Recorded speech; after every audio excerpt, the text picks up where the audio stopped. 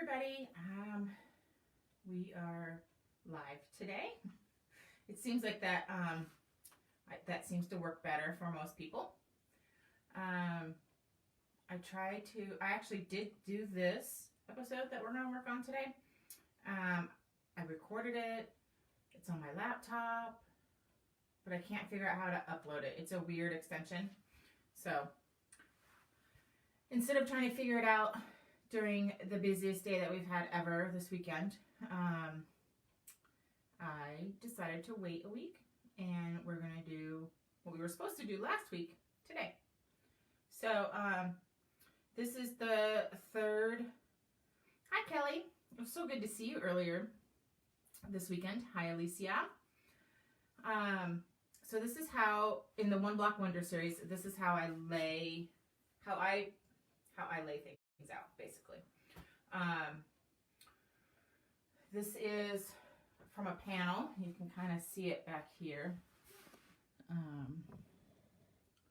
That's only part of the panel. When I bought this fabric, it wasn't a full panel at the end, so I got just part of a panel. I do have like a real whole panel somewhere. I don't know where it is. I've been looking for it for days, and I'm not sure. It must not be here. It must be in my stash. It's in my storage unit.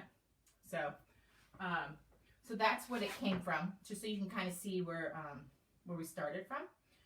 Some people with panels will put the panel in the middle and then build around it. That's my goal. So that's why I have a 7th panel somewhere in the world. I thought it was here, but I can't find it. So we will just go with this and pretend like, oh, hey, Andrea. Like this is regular fabric. So the other thing I discovered when I did my trial run last week that never made it to air is that one of my strips I cut smaller. I don't know what I was doing. You can kind of see. I think I did like 3" for one strip, and everything else is 3.5 inch. So I have a whole stack of these that are too small to go in the quilt. So they might go on the border or on the back or on a pillow or something. I don't know. But all is not lost. So I started to lay out a layout, basically. I kind of pick a starting color and I just start going and just build from there. Let's see. There we are. So one of the things that you're going to want to, okay, let me back up just a minute. Sorry. I'm a little out of practice. Is when you sew these, when you cut your strips, you sew your hexies, but all you're sewing, you're going to sew them in halves. You're not sewing a full hexie. You want 2 sides. Because, can you see the row here? This is how we get our straight. So this piece is going to get sewn to this piece, this here. So we don't have to do Y seams. If these were all holes, you sewed all 6 pieces together, you would have a Y seam between each of these hexagons. So to eliminate that, we sew only halves at a time. The other thing you want to do is not what I did. You want to press your seams open, because that will help when you start lining all this stuff up. That's really going to help. So press your seams open, only sew halvesies. Okay. So I just started laying some stuff out. This is actually about half of what I had laid out from last week. I took some down. But there's a bazillion different ways that you can lay this stuff out. You could go from dark to light. You can go from light in the middle to dark on the sides. You can, really the sky's the limit. Whatever you want to do, just do it. You could just randomly throw stuff up there. That's cool too. So when I'm laying out, I play with value typically, and value is light and darks. It's not color related. Color is hue. So I am going to, like I can tell that this is going to be a darker value than this one. And I can show you how you can use your phone. Actually, I will show you how to use your phone so that you can see that. I can play with colors and ignore the value, which is the lights and the darks.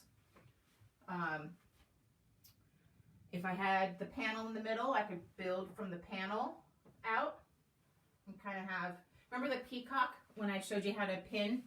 I could build her tail out. I mean, there's a lot of creativity that this allows.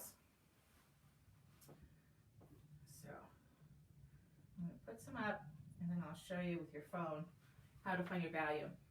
But basically what you do is you take a picture of it, and then you take that picture and you put it in grayscale or black and white, and that allows you to see the value. So let me take a picture for you.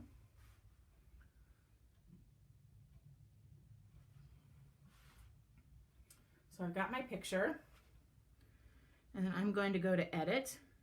Now I have an iPhone, so how this works in other phones, I have no idea. I only know how to use an iPhone. I've only ever had an iPhone.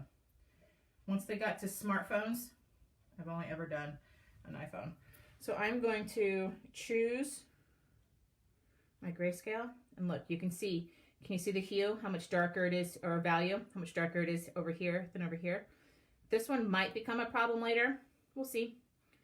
But you can see how much brighter all of this is. So this is just me going from a dark to a light, not worrying about color, worrying about darks and lights. I have a lot of blacks and dark colors, so there's lots of opportunity to just play with shapes as opposed to colors. So again, when you lay out, it's all about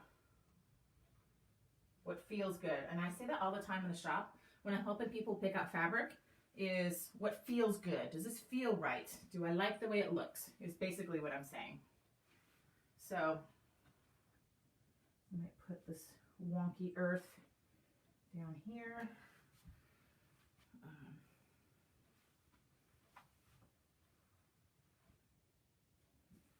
So do you see the row? There'd be a row right here.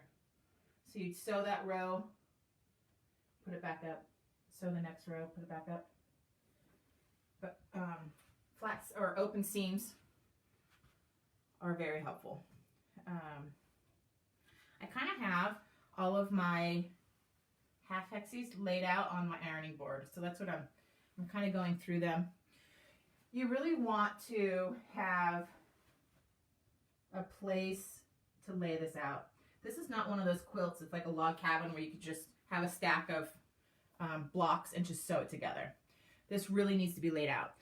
So if you have a bed, a design wall, you can go to Home Depot and get, they have like 4 by 6 or 8 foot pieces of foam that you can pin straight into.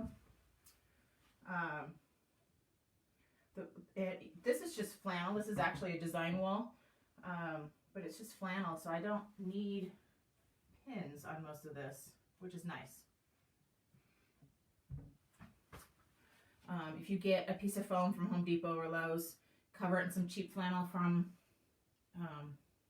Walmart or Joann's or whatever. Just some cheap white flannel. And that gives you a nice, some of that foam is pink, which is cute, but it doesn't help if you're trying to play with color and stuff. So having a nice basic white isn't a bad idea. So I could literally stand here for hours and rearrange and arrange and rearrange and arrange, but it's not too bad. What I probably will end up doing is once I find that panel, is putting it in the middle and building around that. So I just took another picture. Let's see if there's anything that looks really out of place. So I'm going to edit my picture to grayscale. And done. And so far it's not too bad. It's getting a little light down here at the bottom, which is what I just put up. Not the end of the world. If I was really trying to go from dark to light, that's something to think of. So what actually got me into this whole One Block Wonder thing was this quilt. I found it on Pinterest because I love Pinterest. And it was just so striking and so stunning. This gentleman that does these, he actually makes them and then sells them. He's an artist who sells his work. And I can't for the life of me remember his name, so I apologize for that. So here's one where they did colors. And I could put that in a grayscale and you could see that they probably have pops of darks and lights. Let me show you. So, yeah, theirs was more about color. Cancel. Let's see this one. This was another one of his that once I found him, and y'all know me, I become obsessed. So I've kind of become obsessed with him. So another layout somebody did was this. They made it into a snowflake. So I thought that was interesting and a creative idea. They just put some negative spaces in there. Here, I think, I don't have this panel. I have one that's similar to it from this line. But look, you can see how they took the wings and they put the pink out. This white flower, they kind of built it up. So that's what I mean by the peacock and building her tail up and stuff. And this one, they are similar, where they built up this green over here and the clouds up here. So there's it allows a lot of creativity. The Facebook page that I'm on is, I just had it, One Block Wonder Quilt Forum. So this is going to be backwards for you guys, but One Block Wonder Quilt Forum Facebook page. They have tons and tons of people post their work in progress. They post it after it's done. Like, look at this. So pretty. This one is a smaller one because her panel was like a pillow size. So some people, you can ask questions. They have tons of tutorials, and in their file section, they have tons of question and answer. They have mentors, so it's a really great tool to use. I think that's it. Does anybody have any questions? So it's all just about, you need a design space. It could be on your bed. It could be on the wall. You could tape it to your wall, like blue painter's tape. So you just need a space to let this has to be laid out, unless your intention is to be random, which is fine. That's an answer too. There's no wrong or right way to do this, really. This is a whole choose your own adventure quilt. So once I find that panel, I will be able to build this it's actually for Cassie. One of the many quilts that I have planned or half done for her. I actually don't make a lot of quilts. I plan them and I buy everything I need for them. But it's the whole making process that slows me down. So, but anyway, I think that's it for today. If you guys have any more questions, you are more than welcome to post them. I do see them. And same with on YouTube. You can post them there. I see them there as well. If you could subscribe to YouTube, that would be awesome, to my channel there. I will probably upload this and email it out on Thursday when I get back to the shop. So I think that's it for today. Thanks for swinging by. It was good to see you guys. And next week, I'm going to be working on do I want to call it? It's a purse. That wasn't the hard word, but it's all fused. So it's 2.5-inch squares, and it's fused, and then how you do all that. So anyway, so we'll be doing a purse next week. And like I said, if you have any questions, most of you know my cell phone number. You can text me, call me, what have you. We can FaceTime. I do that too. So anyway, thanks for swinging by, and I will see you guys soon. Thanks.